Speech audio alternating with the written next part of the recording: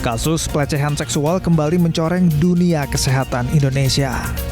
Seorang calon dokter spesialis anestesi di RSUP Hasan Sadikin Bandung diduga melakukan pemerkosaan terhadap seorang perempuan.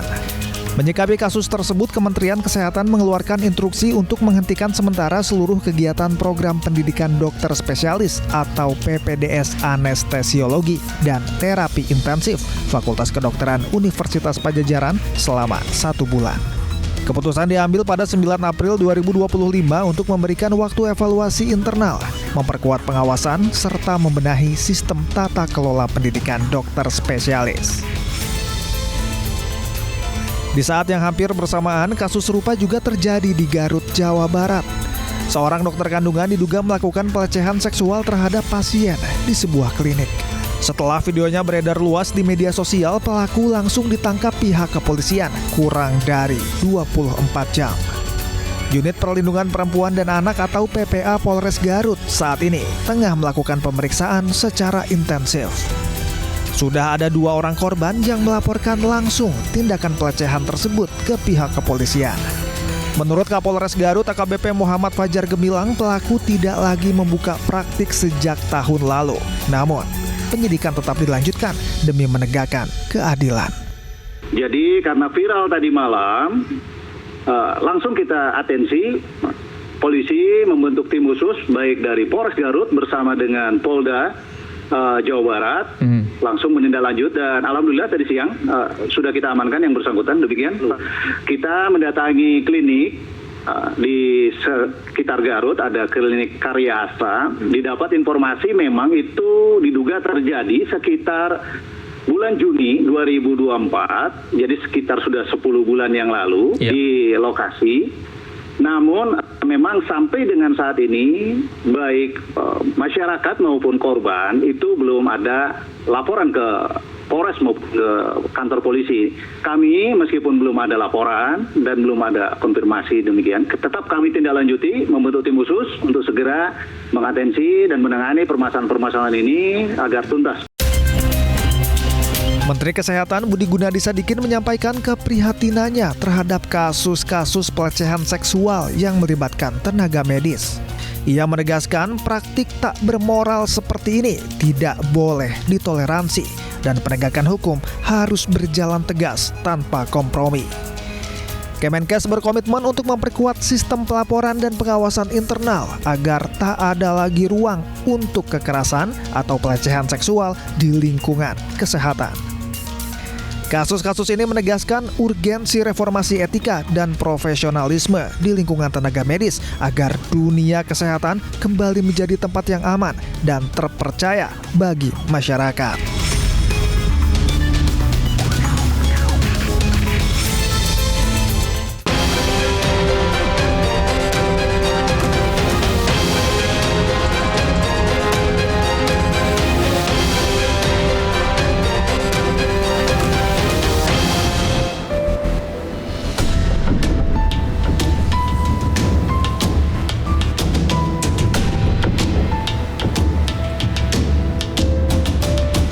Pemirsa, dunia kesehatan Indonesia belakangan ini tengah diuji dengan berbagai kasus serius.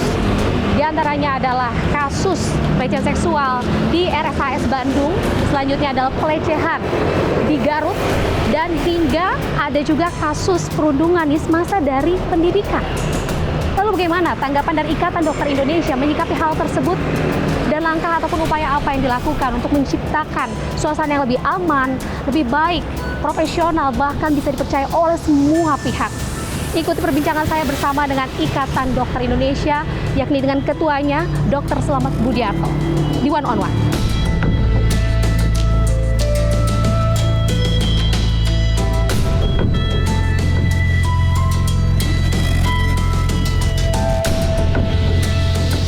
Permisi, Dok.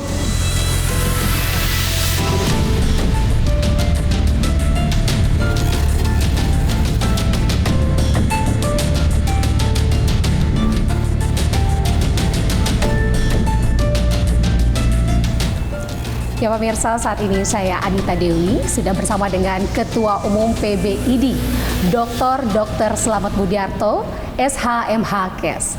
Selamat pagi dokter. Pagi. Saya panggilnya dokter berarti ya? Dokter aja. Dokter aja. Baik. Dokter, sebenarnya kita akan bahas sesuatu hal yang begitu penting yang masyarakat mungkin belum banyak sekali tahu nih dok. Terkait seperti apa sih sistem di kedokteran. Sampai akhirnya nih baru-baru ini, belakangan ini, mohon maaf dok, ada info-info atau informasi berita yang kurang baik gitu, yang mencoreng nama baik dunia kesehatan khususnya tenaga ahli dokter. Seperti kasus di RSAS, lalu yang baru-baru ini masih hangat sekali kasus di Garut terkait dengan pencabulan dokter terhadap pasiennya, dokter kandungan, dan belum lagi yang sudah-sudah terkait dengan bullying di pendidikan. Dok, yang menarik buat saya bahas di sini adalah sebenarnya sistem yang baik yang harusnya seperti apa dok? Yang dimiliki oleh tenaga pendidikan atau instansi pendidikan kedokteran sendiri sehingga akhirnya melahirkan dokter yang baik juga untuk pasiennya. Boleh disampaikan dok? Terima kasih. Mungkin saya cerita mengenai profesi kedokteran dulu ya. Jadi untuk menjadi dokter itu tahapannya panjang, kemudian di pendidikannya lama, sampai mati juga pendidikan terus. Jadi sekolah selama 3,5 tahun sampai 4 tahun di kuliah kedokteran, kemudian masuk koas 2 tahun, kemudian masuk internship, jadi dokter, kemudian pendidikan spesialis. Setelah pendidikan spesialis masih sekolah terus sampai akhir hayatnya. Juga pendidikan dokter ini, profesi kedokteran itu kan dulu cikal bakalnya Hippocrates itu mengutamakan keluhuran profesi gitu loh. Jadi penuh etika. Jadi kita seperti profesi pilot lah. Pasien safety-nya sangat tinggi sekali. Mulai dari pendidikan akademis sudah diajari, kemudian masuk koas juga dilakukan sumpah juga. Selesai dokter disumpah juga. Dan sumpah itu luar biasa intinya maknanya, karena harus mengutamakan kepentingan pasien. Nah, sedemikian ketat tadi seharusnya seorang dokter itu dalam melayani pasien adalah menggunakan standar etik yang tertinggi, itu loh. Makanya kalau kita melihat survei-survei di Indonesia maupun di luar negeri, kalau survei profesi itu kan selalu dokter kalau nggak nomor 1, nomor 2, kepercayaan masyarakat. Masih tinggi ya dokter masih sangat tinggi gitu loh. Karena tadi ada standar prosedur, ada standar etik dan lain-lain. Nah, masalahnya lanjut setelah dokter itu maksudnya, dokter itu akan menjadi baik itu pengaruhnya banyak. Apa aja, mulai dari produksi. Jadi kalau jadi dipengaruhi oleh 3 hal. Jadi pendidikan yang baik, yang kedua adalah sistem pelayanan yang baik, yang ketiga adalah pembiayaan. Jadi kalau seorang dokter dihasilkan dari pendidikan yang baik, insya Allah dia akan baik selama sistemnya menjadi baik, termasuk pembiayaannya. Ini cenderung tinggi nih dok untuk Nah, kita tahu sendiri untuk jadi dokter itu biayanya sangat mahal. Iya, betul sekali. IDI sudah tak henti-hentinya mengatakan kepada pemerintah kenapa harus mahal. Padahal dokter ini termasuk tenaga kesehatan yang strategis gitu loh. Harusnya seorang dokter seperti di luar negeri tidak boleh mikir uang. Dia tahunya sebulan kerja melayani pasien, berapapun pasien dia digaji. Gitu loh. Seperti di Malaysia, Singapura, seluruh dunia seperti itu. Nah di Indonesia tidak.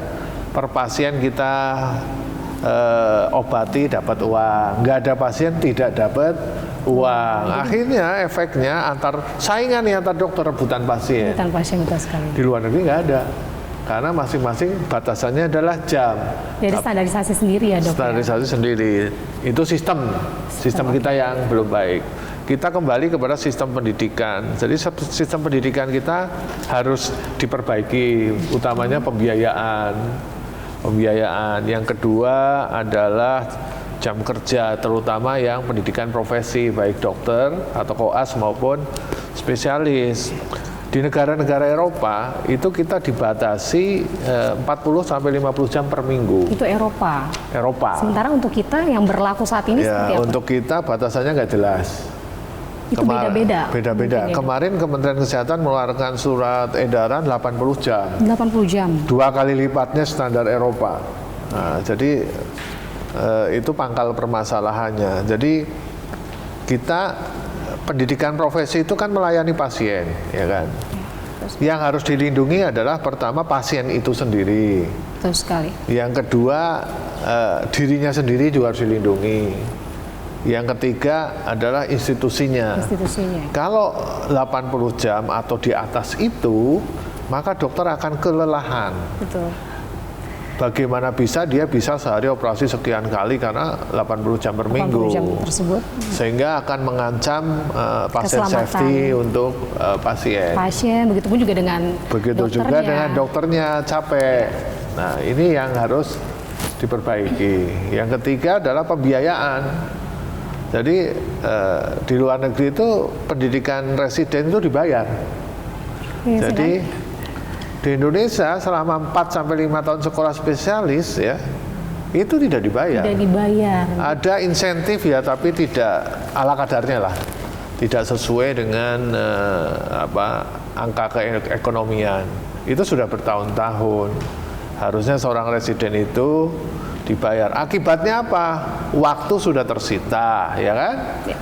2, tidak mempunyai penghasilan selama 4 sampai 5 tahun. Ini akan berakibat macam-macam. Timbullah salah satu faktornya bullying. Kriminal. Timbullah angka perceraian di tingkat residen juga besar. Tinggi ternyata ya, Dok. Ya, keempat, 4 perselingkuhan, ya kan? Itu kemarin yang dipaksa, yang suka sama suka kita nggak tahu. Lain hal lagi. Nah, artinya ini harus segera urgen diperbaiki. Tapi sebenarnya sudah ada langkah nggak sih dari pihak ID atau ada koordinasi kah dengan pihak pemerintah untuk membahas terkait hal tersebut? Ya, kami sudah berkali-kali menyurati pemerintah, baik Kementerian Pendidikan Tinggi maupun Kementerian Kesehatan agar dibatasi. Nah, kalau nggak dibatasi, kita menyimpan bom waktu. Iya. Kemarin ada usulan tiap tahun dites kejiwaan. Nggak usah tiap tahun, tiap bulan dites kejiwaan pun selama tadi sistemnya tidak baik, ya tetap ada pelanggaran. Gitu loh. Karena itu krusialnya ya sebenarnya. Kejiwaan itu kan munculnya setiap saat. Pada saat normal di tes kejiwaannya normal, nggak ada masalah. Tapi ketika hal itu di saat saya kelelahan, kemudian saya nggak punya uang, punya pasien secantik Mbak Anita, ya tergoda lah, ya kan, gitu loh. Iya. Artinya itu hal-hal yang manusiawi. Ada niat, kalau nggak ada kesempatan itu nggak akan terjadi. Dan juga mungkin ada juga kriminal, hal-hal yang kriminal. Jadi memahami kasus Bandung itu harus holistik, tidak hanya pelaku tangkap selesai penjara, pecat misalnya dari ini selesai. Tapi nextnya bagaimana? Ada pasien lain. Baik dokter, berarti berangkat dari kasus yang di Bandung tadi nih dok. Berarti seharusnya ada dong dok sistem atau regulasi khusus yang tegas yang mengatur terkait sebenarnya yang perlu masyarakat tahu nih dok. Sebenarnya seorang dokter ini dalam menjalankan tugasnya, profesinya sebagai seorang dokter, prakteknya tuh harus didampingi kah oleh perawat? Dalam step-stepnya seperti apa sih dok? Boleh dijelaskan dok? Itu masuk ke dalam sistem pelayanan. Bahwa di rumah sakit itu semua ada SOP-nya. Seperti seorang pilot mau menerbangkan pesawat itu ada SOP-nya semua. Ada checklistnya. Sedikit. Ini SOP rumah sakit atau SOP profesi dari dokter sendiri? Dua-duanya. Karena SOP profesi itu adalah kode etik kedokteran. SOP rumah sakit itu menerjemahkan tadi. Misalnya saya mau meriksa pasien, itu saya misalnya direktur rumah sakit, saya bikin SOP. Seorang dokter meriksa pasien tanpa ditemani keluarga harus ditemani perawat, gitu loh. dan lain-lain. Terus bagaimana, kan kemarin ada pertanyaan, kok dokter tersebut bisa ngambil obat Sendiri, dari mana? Dari mana? Harusnya SOP, kami ada standar akreditasi kan, Ya. itu nggak bisa Pak. Karena harus ada resep untuk siapa, yang ngambil bukan dokter, yang ngambil pasien atau perawat. Perawatnya. Ya, itu dilakukan oleh apoteker juga. Nah, ini Ada kok bisa? urutannya ya dok? Ada urutannya. Oke. Nah, itu ada SOP yang harus diikuti. Terus kemarin nerima pasien dari UGD, bawa sendiri pasien, naik ke lantai 7. Loh, kok dalam UGD itu kan banyak orang, ada Betul dokter sekali. senior, ada perawat, ada petugas keamanan. Kenapa diam aja? Gitu loh. Padahal itu rumah sakit yang sangat besar, terakreditasi paripurna, kok seperti itu. Akhirnya apa? Masyarakat tidak percaya, tidak aman bagi pasien. Ya, timbul keresahan Timbul lah dari keresahan. masyarakat. Jadi takut Iya. gitu ya dok ya untuk berobat di Betul. rumah sakit tersebut. Karena Betul. saya pribadi pernah lah ya menjadi seorang Ya. pasien dan Ya. saya agak janggal juga sebenarnya melihat kasus Betul. tersebut. Kok bisa sampai hal ini terjadi? Karena yang saya alami prakteknya di lapangan tidak seperti itu dok. Betul. Semuanya dokter itu hanya tindakan-tindakan khusus melakukannya, nggak sampai dia mendampingi langsung. Tidak sampai. Kami secepatnya akan membuat surat edaran untuk himbauan kepada seluruh dokter di Indonesia, anggota ID, agar memeriksa pasien itu tadi memenuhi, kalau nggak ada keluarga harus ada perawat yang menemani. Kemudian CCTV di ruang periksa juga harus izin pasien, tidak boleh tanpa izin pasien. Jadi itu mungkin saya kira bisa mengurangi itulah. Tapi di lapangan kan kami nggak ada. Di lapangan rumah sakit, direktur, klinik, Direktur, oke. ya kan? Ya itulah direktur rumah sakit yang akan melakukan pengawasan, gitu loh. Kalau masalah pelaku selesai ditangkap. Tapi rumah sakitnya kan harus diaudit juga kenapa itu bisa terjadi dan berulang. Berulang ya, Ya, kan karena gitu, bukan Dok. kali pertama kasusnya itu, pertama. bahkan ada 3 korban Iya. begitu ya dok ya, dengan kasus yang sama, case yang Betul. sama begitu. Betul. Dok, ini kan belum selesai yang mungkin sudah tuntas sementara yang di RSAS walaupun Iya. belum gamblang begitu Iya. ya, karena kita belum ada penjelasan resmi dari pihak rumah sakitnya. Betul. Ini ada lagi kasus di Garut ini, Iya. terkait juga dengan dokter kandungan Iya. yang melakukan tindak asusila terhadap Iya. pasiennya. Iya. Bagaimana tanggapan dokter sendiri selaku ketua Ya umum tadi ID? pagi saya udah telepon ketua ID cabang Garut, dokter kandungan juga. Mereka lagi melakukan investigasi proses.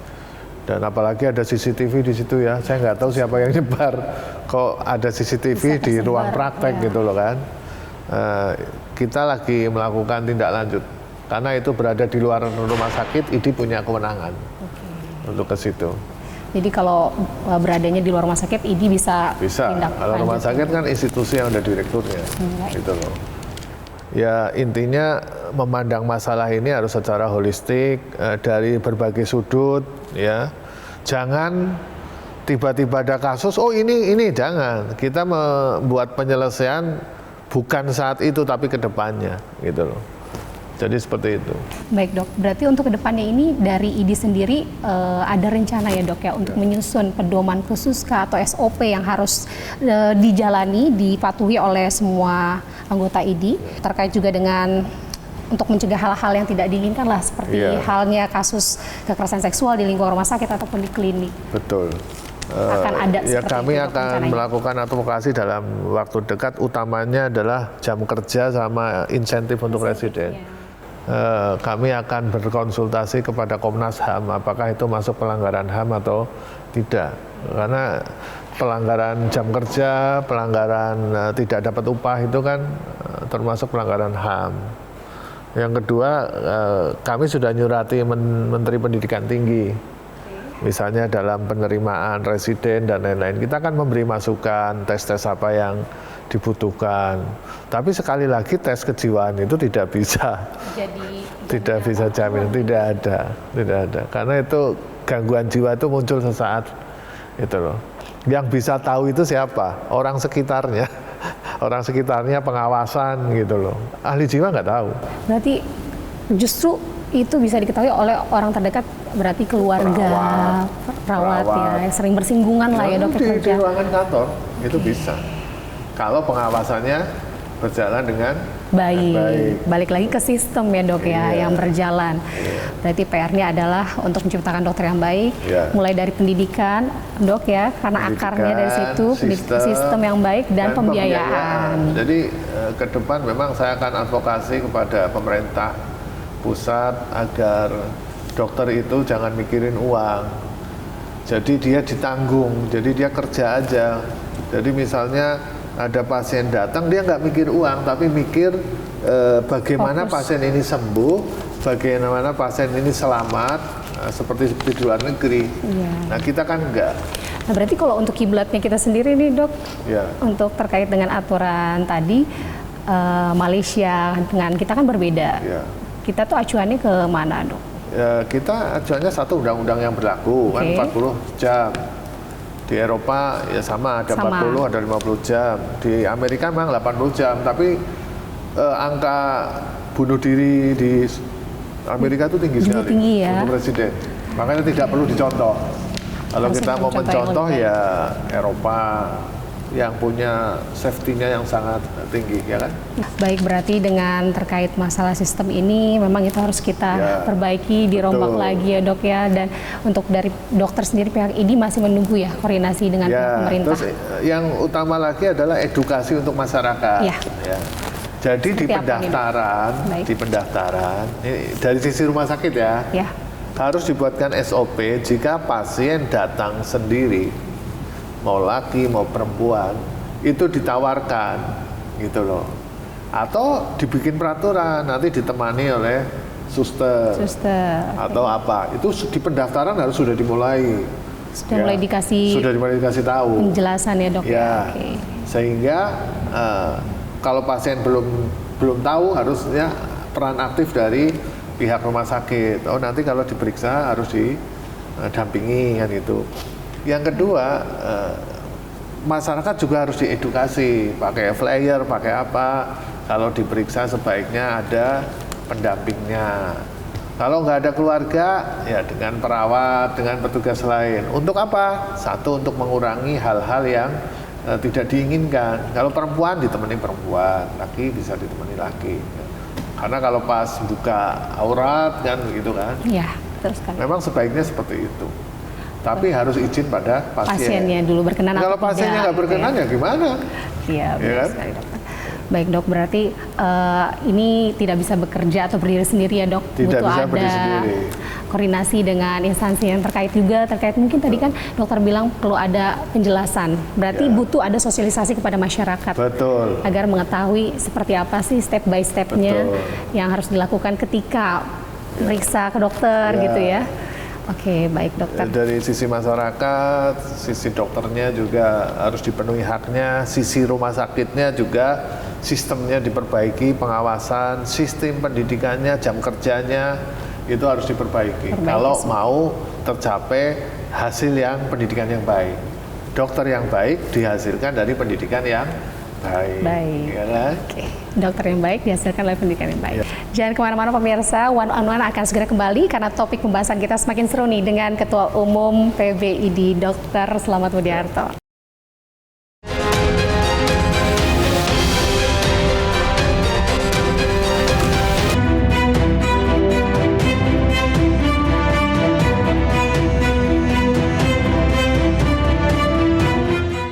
Pertengahan 2024, seorang dokter muda, mahasiswi program pendidikan dokter spesialis atau PPDS Kedokteran Undip Semarang, Jawa Tengah, ditemukan tewas di kamar kosnya.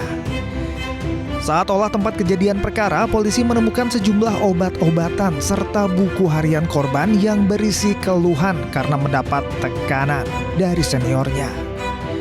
Menurut polisi, korban menyuntikkan obat penenang ke tubuhnya.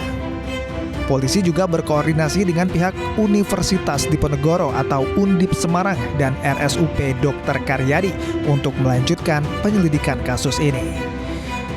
Sementara itu, pada saat itu pihak Undip Semarang membantah adanya perundungan yang diterima korban sebelum ditemukan tewas. Dari hasil investigasi internal kami bahwa itu tidak benar, ya, jadi bukan dari perundungan. Menteri Koordinator Bidang Pembangunan Manusia dan Kebudayaan Muhadjir Effendi buka suara terkait kasus ini.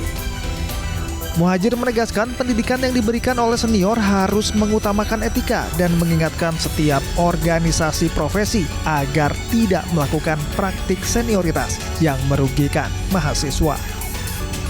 Menurut saya semua organisasi profesi, semua pekerjaan profesional itu pasti menghendaki adanya struktur senioritas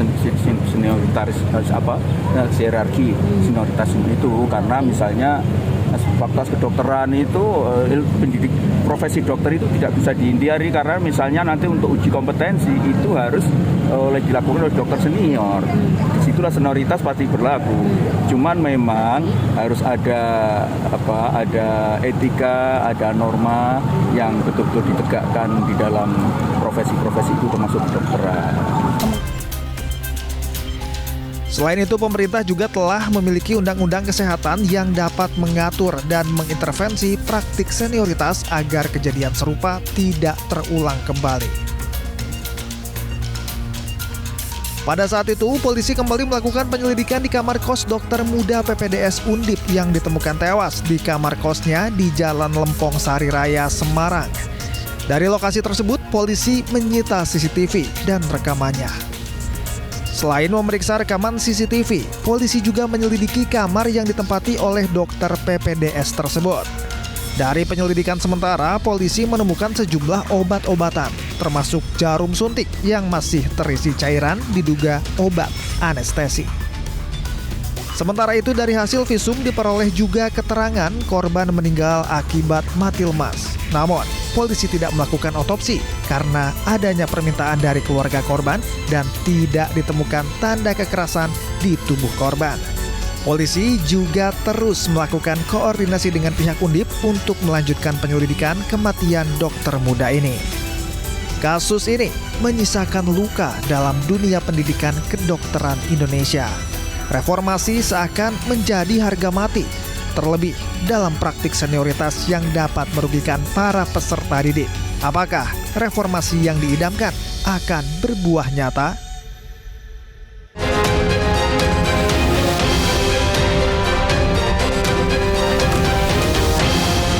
Ya pemirsa, Anda kembali lagi di One on One bersama saya Anita Dewi dan juga Ketua Pengurus Besar IDI nih, Dr. Slamet Budiarto.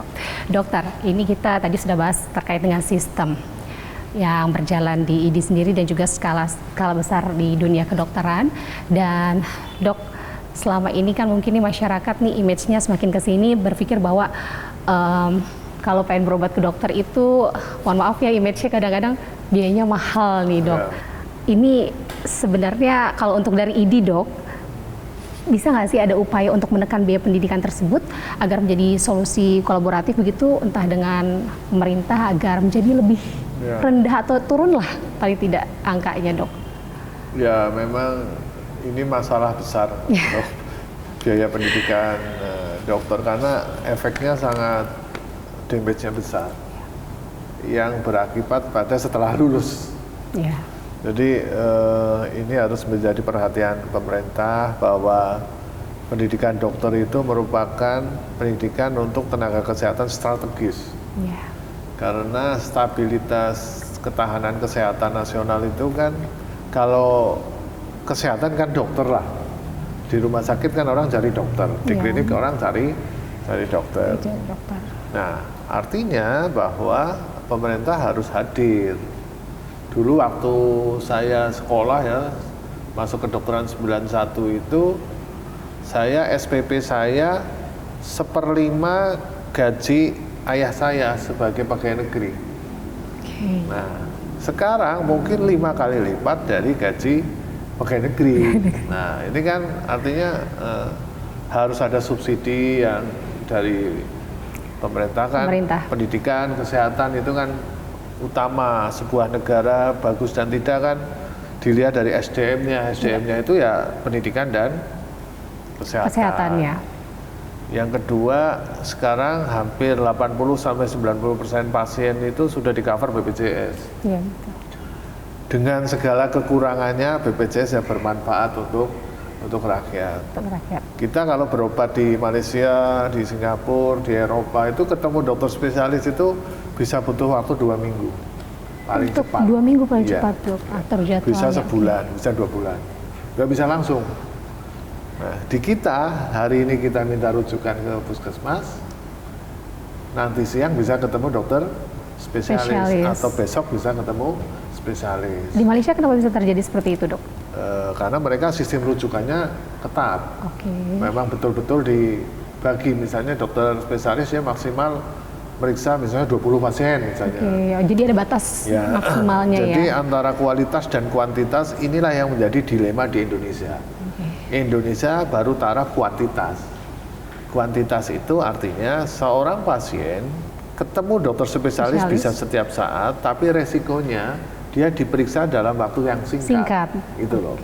Kenapa singkat? Karena pasiennya sangat banyak. Gitu loh. Di luar negeri dibatasi. Satu pasien misalnya diperiksa 30 menit. Kalau kita mungkin 7 menit, 10 menit, ya kan? Nah, kenapa dia 30 menit? Karena dibatasi. Dibatasi waktu. Sehari misalnya dokter spesialis meriksa 20. Oke. Kita sehari bisa 30, bisa 50, bisa 100. Begitu kita batasi, terjadi keramaian. Ya, masuk medsos, nih kok dokternya begini. Tidak bersedia gitu untuk Iya, tidak melayani. bersedia, ditolak kan gitu kan. Jadi seperti itu. Itu yang masyarakat belum tahu nih, Dok, sebenarnya sistem Ya. itu yang terjadi Ini gitu sistem. Mau kualitas atau mau kuantitas. Indonesia baru taraf Kuantitas. Iya kan?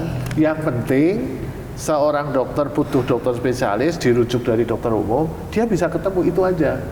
Tapi memang resikonya Itu tadi, sebentar. waktu periksanya hanya singkat ya, Dok? Singkat, tidak seperti di luar negeri. Yang kedua, pembiayaannya kecil. Pembiayaannya kecil.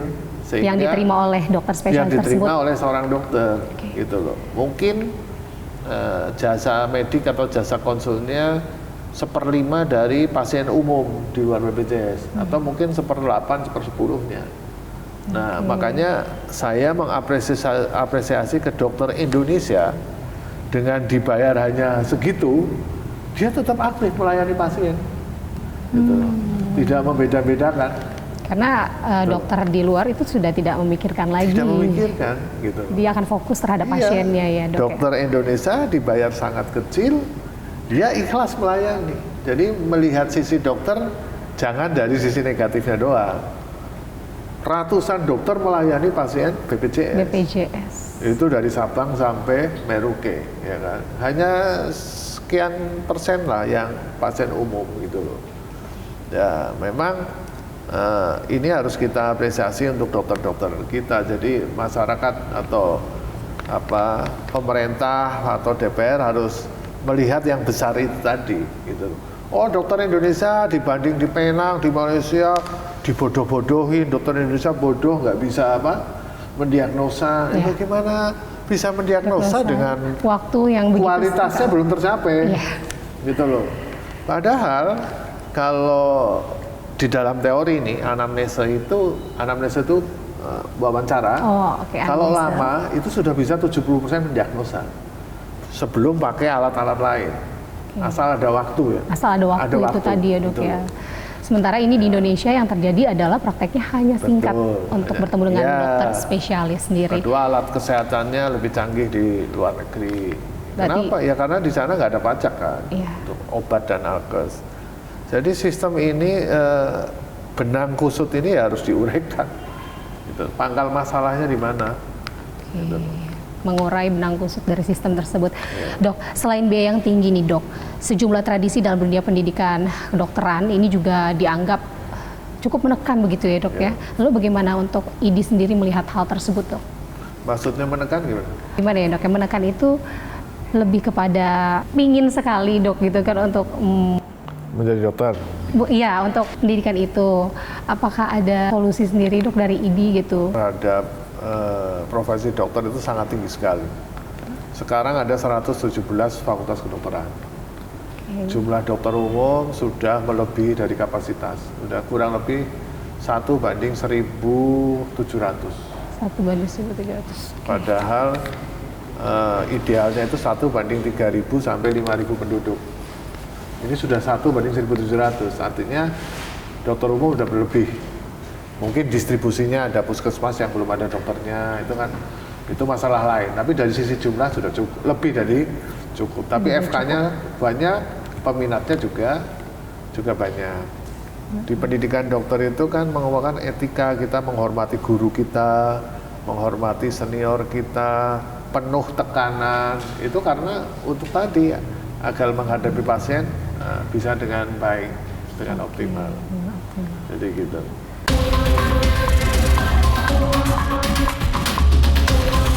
Ketimbangan distribusi dokter di Indonesia masih menjadi masalah serius yang perlu dapatkan perhatian. Menurut data Badan Pusat Statistik, jumlah dokter di Indonesia pada tahun 2023 telah mencapai 183.694 orang. Namun, rasio dokter terhadap penduduk masih rendah, hanya 0,65 per 1.000 penduduk. Jauh dari standar Organisasi Kesehatan Dunia yang menetapkan rasio ideal 1 dokter per 1.000 penduduk. Sementara itu, dokter umum berada pada posisi terbesar, mencapai 139.510, sedangkan dokter spesialis hanya terdapat sekitar 25.000 orang di seluruh Indonesia. Ini artinya jumlah dokter spesialis yang tersedia belum mampu menanggung kebutuhan penduduk di beberapa wilayah terpencil dan terbatas. Distribusi dokter di Indonesia tidak merata. Data menunjukkan bahwa 70% dokter terkonsentrasi di Pulau Jawa, sementara 30% dokter tersisa di luar Pulau Jawa. Kesenjangan ini membuat wilayah di luar Jawa, terutama daerah terpencil dan perbatasan, kesulitan untuk mendapatkan layanan kesehatan yang cukup. DKI Jakarta sebagai ibu kota memiliki rasio dokter yang pada tahun 2023 naik menjadi 1,97 per 1.000 penduduk. Namun, di beberapa wilayah seperti Papua dan Nusa Tenggara Timur, rasio dokter jauh lebih rendah. Di Papua, rasio dokter hanya 0,2 per 1.000 penduduk. Sedangkan di Nusa Tenggara Timur terdapat 0,22 dokter per 1.000 penduduk.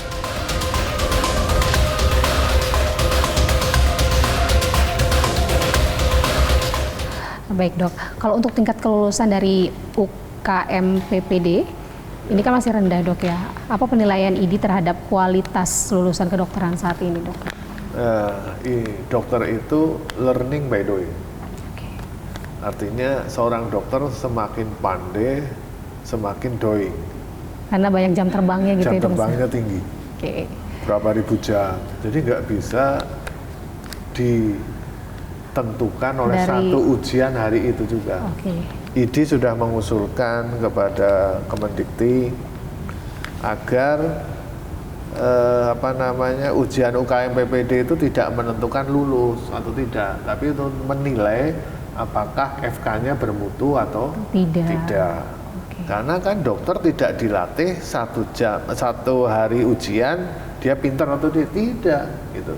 Saya seorang dokter kandungan atau dokter mata, sehari saya operasi mata 10, udah sekian 5 tahun, 10 tahun itu saya semakin pandai, seperti pilot, ribuan jam terus semakin pandai, learning by doing itu gitu tadi ya dok ya? Ya kan, bukan by ujian, bukan, pandainya bukan by ujian. Jadi UKM PPD harus segera disempurnakan, bisa aja menyatu, misalnya saya koas masuk penyakit dalam, ya udah ujiannya di situ. Masuk anak ya ujiannya di situ. Nah ini dikumpulin di belakang, banyak yang lulus. Padahal negara butuh dokter. Ini harus diperbaiki. Harus diperbaiki. Kalau enggak ya repot, gitu loh. Jadi salah ya dok, itu sebenarnya nggak bisa jadi acuan untuk menilai kualitas dari tingkat kelulusan itu tersebut, nggak bisa. Harusnya pabriknya yang dinilai, untuk menilai pabriknya. Ini bermutu atau enggak. Tapi itu harus jalan keluar. Dan ini masih jadi akan salah satu pembahasan IDI ke depannya ya? Ini jadi masalah nasional. Ya, kan ada yang 5 kali, 10 kali nggak lulus, 3 kali nggak lulus. Karena begini, Lulus, tidak lulus sekali bisa belajar lagi. Iya, betul. Lulus 2 kali masih bisa belajar lagi. Begitu tidak lulus 3 kali, dia udah stres. Belajar apapun nggak akan lulus. Iya, karena itu perlu dibantu, mindsetnya iya kan? Iya. Sudah stres. Jadi itu harus dicari cara dirubah keluar, tadi ya. caranya ya. Baik, dokter, kalau banyak cerita nih ya budaya senioritas ataupun feudalisme yang menekan di lingkungan pendidikan kedokteran, dok. Ya. Nah, apakah IDI memandang hal ini tuh sebagai hal yang serius, dok? Masa lampau bisa seperti itu, feodalismenya tinggi sekali. Masa lampau. Oke. Sekarang generasi sudah generasi Z, ya. Sudah mulai berubah, sudah egaliter. Kemudian kalau dulu kita ke mana, ke dosen itu harus dianggap sebagai dewa, sekarang enggak. Sekarang setara, diskusi biasa kan itu. Zaman dulu seorang dokter diminta teleponnya oleh pasien nggak mau. Sekarang yang dokter-dokter yang baru itu malah meninggalkan nomor Justru telepon. ya, ini nomor telepon Ini saya. bisa dihubungi setiap saat. Itu perkembangan zaman. Kan kita dulu memang zaman Belanda itu feodalismenya luar biasa. Tapi di negeri Belanda sekarang sudah nggak ada feodal. Justru ya. Dan kita sudah mengarah pada egaliter tadi. Egaliter. Jadi sudah feodalnya sudah terkikis, gitu. Jadi insya Allah ada perbaikan. Tapi kalau etika, karena menjunjung tinggi guru-guru kita, menjunjung tinggi sejawat, itu tetap ada. Karena itu ketentuan dunia. Oke. Ketentuan dunia. Sejawat bagi saudara kandung kan gitu. Iya. Jangan kemana-mana pemirsa, kita akan kembali lagi, tetaplah di One on One.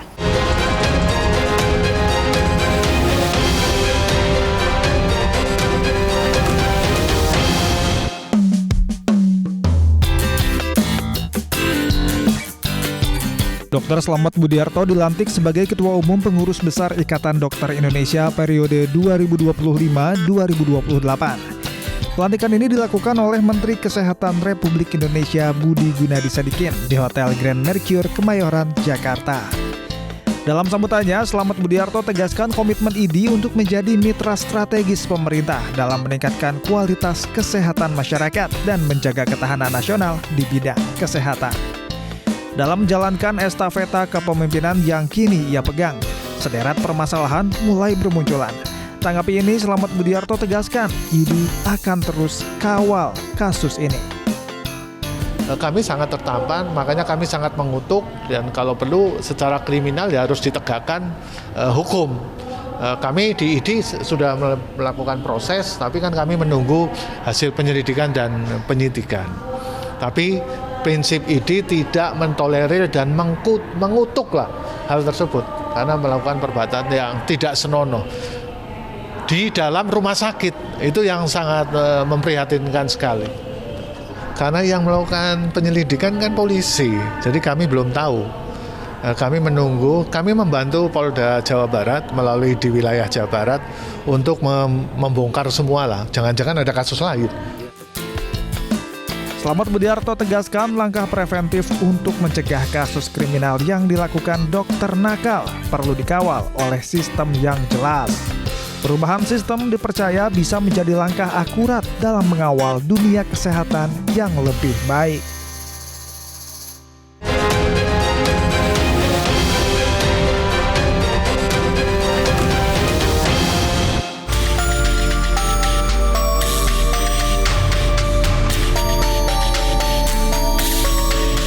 Baik dokter, berarti terkait dengan menjaga kompetensi dari dokter Indonesia sendiri itu jadi naungan ataupun tujuan dari IDI ya dok ya? Ya, ada tiga tujuan. Tadi. Ada tiga tujuan sebenarnya IDI didirikan. Oke. Pertama adalah menjaga ketahanan nasional di bidang kesehatan. Dulu tahun 1950. 1950. Pendirinya kan Mayor Jenderal R. Soeharto, beliau pahlawan nasional. Dia pendiri IDI. Punya tiga tujuan. Pertama, menjaga ketahanan kesehatan nasional. Yang kedua adalah membantu meningkatkan kesehatan masyarakat, ya, membantu pemerintah. Yang ketiga, menjaga kompetensi dan pembinaan etika kedokteran di Indonesia. Itu adalah tujuan dari Ikatan Dokter Indonesia. Tujuan utama poinnya. Utama. Jadi foundernya sampai hari kiamat ya kita akan menjunjung tinggi itu. Baik. Makanya kita sekarang membuat tag ID berkemajuan berbakti untuk bangsa. ID berkemajuan berbakti untuk bangsa. Luar biasa sekali. Dokter, ini terkait dengan gaya hidup dokter yang dipandang tinggi nih dok. Bahkan kerap kali dianggap banyak dokter itu yang gayanya, mohon maaf, agak hedon gitu dok. Dokter setuju nggak sih terkait dengan hal ini? Dan terkait dengan hubungannya di dunia kesehatan, ini seperti apa dok yang masih mahal nih? Untuk biaya kesehatan kan cenderung mahal. Seperti tadi kita sudah sempat bahas juga nih dok. Betul. Saya tidak tahu, mungkin cap masyarakat di zaman dulu ya. Kalau sekarang itu kan banyak survei-survei dokter umum aja pendapatan per bulannya kan kecil, gitu ya. Dokter spesialis juga sama kecil, nggak seperti dulu. Saya tidak tahu yang dimaksud gaya hedon bagaimana, apakah mobilnya mewah. Oh barangkali dokter itu pengusaha kan nggak tahu kan. Barangkali. Tapi dokter itu di seluruh dunia itu memang punya pendapatan yang memang tinggi. Biasanya antara lawyer sama dokter itu 11-12 pendapatannya. Baik di Amerika, Eropa, dan yang lain-lain. Secara global nih ya? Secara global. Bahkan di Kanada karena terlalu tinggi, dokternya protes malah. Justru? Karena pajaknya jadi tinggi. Jadi tinggi, gitu. oke. Ya kan? Nah, kenapa di luar negeri itu pendapatan dokter tinggi? Karena tadi dokternya nggak boleh mikirin uang, dia digaji oleh pemerintah. Oleh itu tinggi. Jadi begitu pasien datang, dia tidak bisa mikirin uang. Wah ini nanti periksa ini, tidak. Yang dia pikirkan pasien ini dilayani dengan baik, selamat dan sehat kembali. Harusnya seperti itu. Harusnya seperti filosofi itu yang terjadi di Indonesia juga ya dok. Iya. Sayangnya belum terjadi di Indonesia. Indonesia belum terjadi. Nanti arahnya ke sana. Arahnya ke sana. Nah itu kemauan pemerintah sangat menentukan baik tidaknya sistem kesehatan yang ada di Indonesia. Gitu. Misalnya dokter puskesmas itu ya harus diberi kesejahteraan. Saya ambil contoh DKI. DKI udah bagus. Remunerasi untuk dokter-dokter di puskesmas sangat bagus. Saya kira kalau seluruh Indonesia seperti DKI pasti akan baik karena dokternya sudah konsentrasi. Jadi begitu selesai jam 4 sore selesai nangani pasien, dia pulang untuk keluarganya, nggak praktek lagi. Karena udah cukup. Udah terpenuhi ya. Ngapain? Praktek lagi, capek, nangani pasien, pasiennya juga pasien safety-nya jadi berkurang. Mungkin dok yang tadi saya sampaikan terkait dengan hedonisme. Ini kan perkembangan dengan teknologi juga dok. Kenapa bisa dinilai hedon itu? Mungkin ada beberapa dokter yang gaya hidupnya atau di flashing gitu ya dok, bisa dikatakan seperti itu. Ini ada kaitannya nggak sih dok dengan biaya kedokteran yang mahal? Apakah itu menunjang gaya hidupnya para dokter sendiri yang terbilang hedon tersebut ini dok? Sebenarnya jadi pertanyaan mungkin masyarakat gitu. Ya itu kan subjektif ya. Balik lagi sih dok. Seperti tadi dokter bilang kan pemerataannya belum terjadi itu semuanya. Kayak dokter kecantikan yang itu kan kaya raya ya, karena kan mereka usaha. Kosmetik kan gitu lah. Jadi ada bisnis juga. Ada bisnis juga. Tapi kalau dokter, saya kira pendapatannya terukur. Dan saya kira dibanding direktur Pertamina ya kita mungkin sepertiganya ya. Rata-rata pendapatan dokter spesialis di Indonesia antara 40 juta sampai 100 rata-rata ya. Kita rata-rata. Kalau dokter umum antara 3 juta, mungkin 2 juta sampai 10 juta sekitar itu rata-ratanya. Itu untuk dokter umum ya, secara global di Indonesia. Kalau dokternya hedon barangkali dia mempunyai usaha lain, bisnis, ya kan? Terus barangkali dia ada pendapatan yang lain. Ada juga, saya punya teman dokter, dia punya usaha kaya, dia hanya mengabdi aja untuk membantu pasien, sedangkan pendapatan dia di luar medis, itu ada juga banyak. Tapi sekali lagi yang disampaikan Bu Anita menjadi introspeksi bagi kami. Kesan kan Mbak membawa nama masyarakat ya. Iya. Kalau lihat dokter kok dikira hedonisme. Iya, terkesannya seperti itu gitu. Walaupun tidak semua, Dok, ya. Tidak semua, yang jalan kaki yang itu juga banyak, yang naik Transjakarta juga banyak. Tapi sekali lagi saya berterima kasih atas masukan itu. Baik. Berarti ke depan itu akan jadi salah satu bahan evaluasi ID juga ya, Dok, ya? Iya. Terkait dengan pengawasan tenaga medis itu, Dok. Betul. Pembinaan etika. Pembinaan etika. Ya. Oke, Dok, ini terkait dengan pemerataan nih, Dok. Tadi kan dokter sudah sampaikan bahwa kalau di Jakarta sudah cukup baik, Dok. Remunerasinya. Lalu bagaimana dengan yang di daerah nih, Dok? Ya. Ini solusinya seperti apa dan sebenarnya sistemnya tuh gimana sih, Dok? Agar bisa sama kira-kira dengan yang di pusat ini sendiri. Ya. Untuk penugasannya tuh seperti apa, Dok? Mungkin bisa dijelaskan satu-satu. Terakhir yang viral, tahu ya, dokter anestesi yang di mana? NTT ya? Iya. Rumah sakit nggak ada. Ya, karena ya itu tadi masalah kesejahteraan. Dokternya dari pendidikan sudah keluar duit sangat banyak. Ya. Yang kedua tidak dibayar. Ya. Waktunya panjang. Akhirnya sebagai manusia yang normal dia harus menghidupi istri, anak. Akhirnya dia harus berjuang untuk itu. Tapi saya menilai dokter-dokter Indonesia luar biasa kemanusiaannya. Ada beberapa dokter saya dapat info, ada yang dari Papua, ada yang di NTT atau mana lah, daerah-daerah terpencil.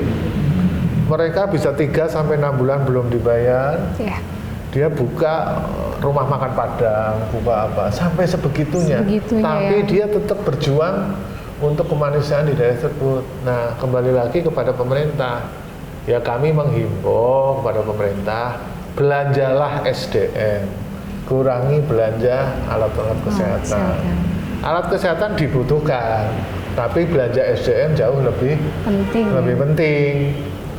Misalnya nih, kita butuh 1.000 dokter spesialis. Hitungannya kan gampang.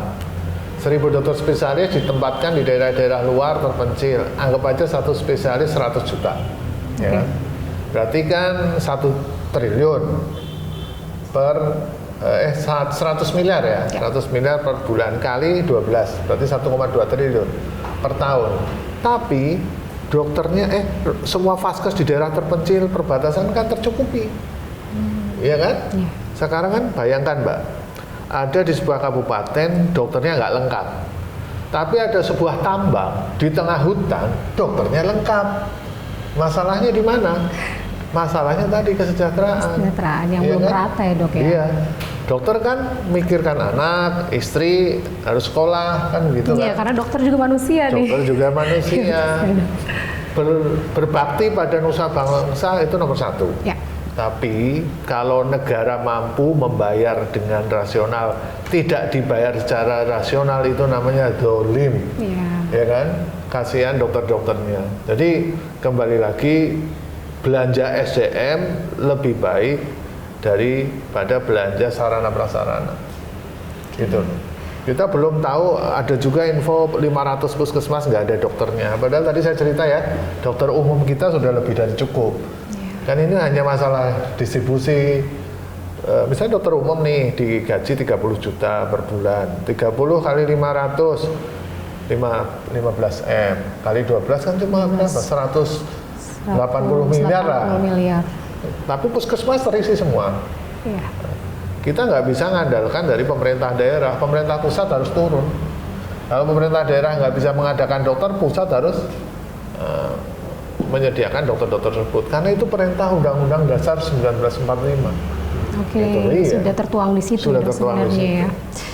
Dokter, lalu bagaimana nih Dok terkait dengan adanya sponsor pendidikan mungkin yang mendukung sejumlah dokter gitu, baik itu mungkin dari perusahaan farmasi kah yang membiayai atau mensponsori dokter tersebut untuk mengembangkan pendidikan spesialis Itu ada nggak sih yang berjalan saat ini, dan apakah di dalam pembiayaan tersebut ada kontrak begitu antara si dokter dengan perusahaan tersebut hingga akhirnya nantinya setelah lulus atau pada saat praktek harus terus ketergantungan dengan perusahaan tersebut, jadi apa-apa ya harus pakai produk dari perusahaan ini nih gitu. Itu seperti apa sih Setahu yang saya terjadi? selama 10 tahun ini itu sudah nggak ada. Sudah tidak ada. Nggak ada. 10 tahun ini. Iya, 10 tahun ini. Sebelumnya saya nggak tahu. Oke. Ya kan? Karena 10 tahun ini kan 2014 kan sudah BPJS. Oke. Obat yang bisa diresepkan adalah sesuai formularium nasional yang menetapkan Kemenkes. Kemenkes Harganya harus e-katalog. Oh, jadi sudah secara dikunci. transparan sih ya. Sudah dikunci. Jadi kalau mengenai sponsorship seminar-seminar dalam negeri itu kan jumlahnya nggak besar, itu nggak masalah, dan itu harus melalui institusi, ada aturannya. Oh, tetap harus ada aturannya. Tidak boleh berlebihan. Ya namanya dokter juga manusia dulu. Sebelum ini mungkin barangkali ada ke luar negeri ke apa, sekarang sudah hampir nggak ada.